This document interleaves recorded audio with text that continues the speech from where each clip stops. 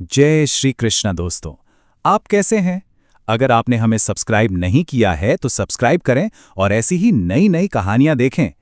आज के इस विशेष विश्लेषण में मैं वसुदेव आपके सामने अपनी ही कहानी लेकर आया हूं। एक पिता के नजरिए से उस रात की बात करूंगा जो इतिहास की सबसे भयानक फिर भी सबसे चमत्कारी रात थी। इन दृश्यों के जरिए हम उस अद्भुत यात्रा को समझेंगे जब एक पिता के असीम प्रेम और ईश्वरीय कृपा ने मिलकर बिल्कुल असंभव को संभव कर दिया था। ये कोई साधारण कथा नहीं है दोस्तों, ये मेरे दिल की धड़कन है और ब्रह्मांड के सबसे बड़े चमत्कार की प्रस्तुति है। चलिए शुरू करते हैं। तो हमारे सामने सबसे बड़ा सवाल यही उठता है ना कि एक नवजात शिशु को इतनी भारी सुरक्षा वाली जेल से, वो भी आधी रात को, कैसे बचाया गया। जरा उस पल की कल्पना कीजिए। बाहर कंस के क्रूर पहरेदार, लोहे की मजबूत जंजीरें और मेरी एक बेबस पिता की गोद में मेरा छोटा सा नवजात बच्चा। किसी भी साधारण इंसान के लिए उस अभेद्य किले से बाहर निकलना सच में पूरी तरह नामुमकिन था। हर तरफ बस मौत का साया था। लेकिन एक पिता का प्यार किसी भी खतरे से बड़ा होता है ना।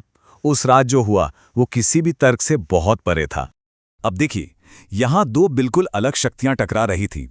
एक तरफ मथुरा के राजा कंस का खौफ, उसका आतंक, वो सच में बहुत क्रूर और निर्दयी था। और दूसरी तरफ थी वो अटल भविष्यवाणी कि मेरी पत्नी देवकी का 8वां पुत्र ही उसका वध करेगा। बस इसी एक भविष्यवाणी ने कंस को इतना डरा दिया था कि उसने हमें, अपनी ही सगी बहन और बहनोई को, उस अंधेरी जेल में डाल दिया। वो डर के मारे इतना अंधा हो चुका था कि उसे हम निर्दोषों की चीखें तक सुनाई नहीं देती थीं। ये सिर्फ एक नंबर नहीं है दोस्तों, ये मेरे और देवकी की जिंदगी का सबसे गहरा, सबसे दर्दनाक घाव है। कंस ने हमारे 6 नवजात बच्चों को हमारे सामने बेरहमी से मार डाला। एक पिता के लिए अपने बच्चों को अपनी आंखों के सामने छिनते हुए देखना कैसा होता है, इसे शब्दों में बयां करना मुश्किल है। हर बार जब एक बच्चा जन्म लेता, हमारी धड़कनें रुक सी जाती थी। वो बेबसी, उस कालकोठरी की दीवारों में आज भी हमारे वो आंसू कैद हैं। ये अंक उस क्रूरता की गवाही है जिसने हमें अंदर तक तोड़कर रख दिया था। लेकिन फिर वो रात आई, भाद्रपद महीने की अष्टमी, आधी रात का समय। कोठरी में एकदम घुप अंधेरा था और तभी अचानक वो हुआ जिसकी हमने कभी सपने में भी कल्पना नहीं की थी। एक बेहद दिव्य प्रकाश से हमारी वो पूरी कोठरी जगमग उठी। उस रोशनी में एक ऐसी गर्माहट थी जिसने हमारे सारे दुखों को पल भर में जैसे गायब कर दिया। भगवान श्री कृष्ण का जन्म हुआ। एक पिता के रूप में जब मैंने पहली बार अपने उस तेजस्वी पुत्र को देखा, मेरा हृदय प्रेम और वात्सल्य से छलक उठा। वो पल ऐसा था मानो हमारी सदियों की तपस्या पूरी हो गई हो। यकीन मानिए, वो कोई साधारण जन्म नहीं था। मेरे पुत्र ने मुझे अपने दिव्य चतुर्भुज रूप में दर्शन दिए। उनके चारों हाथों में शंख, चक्र, गदा और कमल सुशोभित थे। सोचिए, एक पिता के लिए ये कितना अचंभे वाला दृश्य रहा होगा। मैं अंदर से जानता था कि ये स्वयं ईश्वर हैं जो धरती का पाप मिटाने आए हैं। पर सच कहूं, मेरे दिल में तो बस एक पिता तड़प रहा था जो अपने छोटे से प्यारे से शिशु को हर खतरे से बचाना चाहता था। तभी उस दिव्य बालक ने मुझसे बात की। एकदम स्पष्ट आदेश था, मुझे तुरंत गोकुल ले जाओ, वहां नंद बाबा के घर।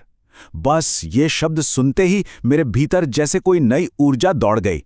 अब मैं कोई डरा हुआ कैदी नहीं था, मैं सीधे ब्रह्मांड के रक्षक का रक्षक बन गया था। मेरे मन में अब कोई शंका नहीं थी, कोई डर नहीं था। अपने पुत्र को सुरक्षित स्थान पर पहुंचाना, बस यही मेरा सबसे बड़ा कर्तव्य था।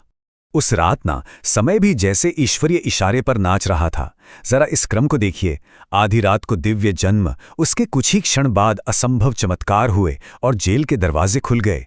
फिर कुछ ही देर में उस घनघोर अंधेरी रात में यमुना नदी को पार करना और भोर होने से ठीक पहले गोकुल में सुरक्षित पहुंचना।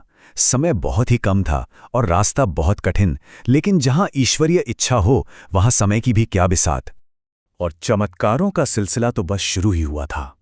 जैसे ही मैंने अपने बेटे को एक छोटी सी टोकरी में रखा और पहला कदम बढ़ाया, लोहे के वो भारी दरवाजे जिन्हें 10 लोग मिलकर भी नहीं हिला सकते, वो अपने आप खुल गए। जो खतरनाक पहरेदार दिन रात वहां पहरा देते थे, वो सब किसी जादू की तरह गहरी नींद में सो गए। मेरी बेड़ियां खुल गईं और मैं अपने शिशु को सीने से लगाए, टोकरी को सिर पर उठाए, उस मौत के कुएं से बाहर निकल पड़ा। बाहर निकला तो प्रकृति का एक अलग ही रूप था।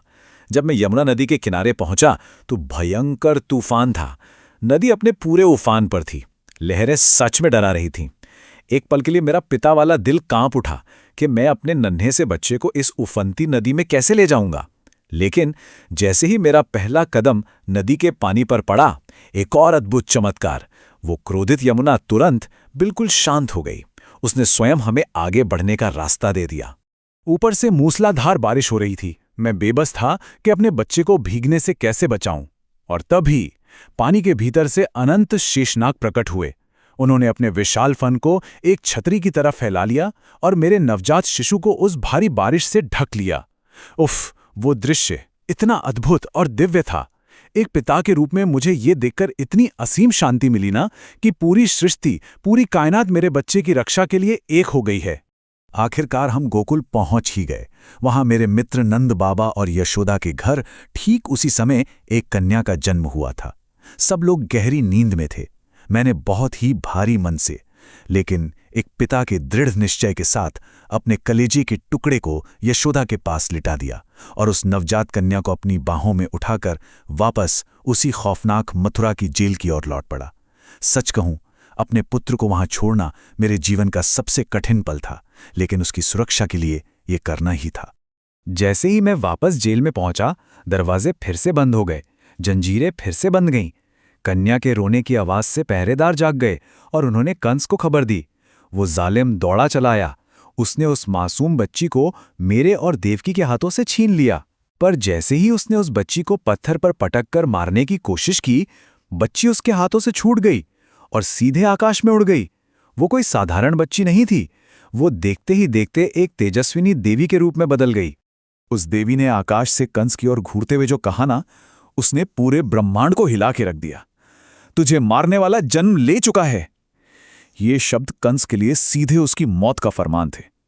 और मेरे लिए, एक पिता के रूप में उन शब्दों को सुनकर मेरी आत्मा को जो सुकून मिला, उसे मैं कभी शब्दों में नहीं बांध सकता। मेरा पुत्र एकदम सुरक्षित था और उस अत्याचारी कंस का अंत अब पक्का हो चुका था। तो दोस्तों, हम इस विश्लेषण के अंत में आ गए हैं। इस आखिरी सवाल पर थोड़ा सोचिए। ये यात्रा सिर्फ एक कहानी से कहीं बढ़कर है। ये हमें दिखाती है कि जब अंधेरा अपने चरम पर होता है ना, जब क्रूरता हर हद पार कर जाती है, तब एक छोटी सी रोशनी, एक पिता का निस्वार्थ प्यार और ईश्वर की लीला सब कुछ बदल कर रख देती है। ये गहने अंधकार पर प्रकाश की अंतिम विजय का सबसे बड़ा सबूत है। इस अद्भुत लीला ने साबित कर दिया कि सत्य और प्रेम हमेशा जीतते हैं। अगर आपको ये वीडियो पसंद आया हो तो लाइक, शेयर और सब्सक्राइब जरूर करें। जय श्री कृष्णा।